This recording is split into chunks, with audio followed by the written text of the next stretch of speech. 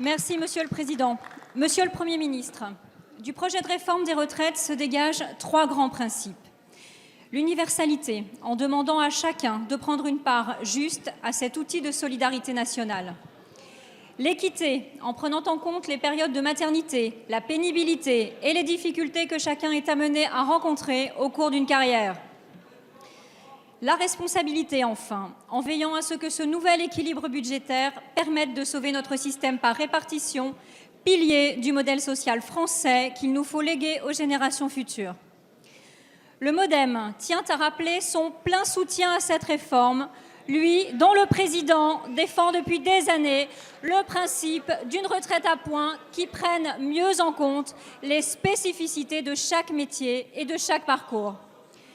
Ceci implique, et notre groupe y est très attaché, que nous soyons particulièrement attentifs aux mesures prises à destination des familles. Aujourd'hui, les femmes ont une retraite en moyenne inférieure de 42% à celle des hommes, du fait, entre autres, des effets de l'arrivée et de l'éducation des enfants. Il est donc fondamental qu'à travers le projet de réforme, nous fassions le nécessaire pour résorber ces inégalités.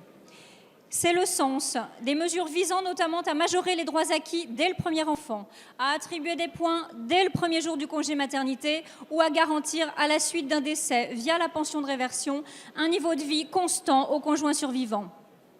Néanmoins, certaines associations familiales nous ont fait part d'interrogations non satisfaites quant à la mise en œuvre de ces mesures et demandent que la concertation puisse être poursuivie. Aussi, Monsieur le Premier ministre, pouvez-vous les rassurer quant à la volonté farouche du gouvernement de consolider les droits familiaux et nous assurer que les discussions avec les associations perdureront? Je vous remercie. Merci Madame la députée. La parole est à Madame Agnès Buzyn, ministre des Solidarités et de la Santé. Merci Monsieur le Président, Mesdames et Messieurs les députés, Madame la députée Nathalie Elimas.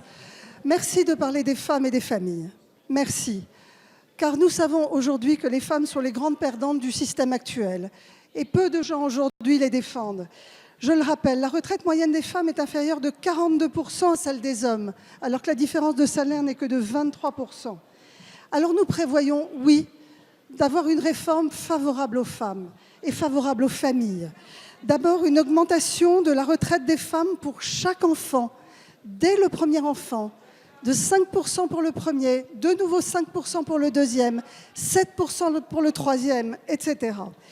Il y aura des points pour tous les congés, maternité, les congés parentaux, qui augmenteront systématiquement le montant des pensions de retraite des femmes. Pour les femmes qui décident d'élever leurs enfants, et nous avons entendu les revendications des associations familiales, pour celles qui décident de rester au foyer, eh bien nous maintenons l'assurance vieillesse du parent au foyer, qui permettra également à ces femmes d'avoir une pension de retraite.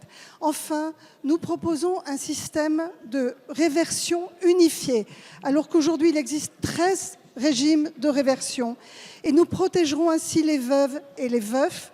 70% des revenus du couple seront garantis. Enfin, et parce que cela concerne les femmes, je rappelle l'annulation de la décote. Aujourd'hui, 20% des femmes travaillent jusqu'à 67 ans. Avec la réforme, dans le futur système, elles n'auront plus de décote après l'âge d'équilibre. Voilà tous les droits pour les femmes, pour les familles, et nous sommes prêts à en discuter, bien entendu. Je vous remercie.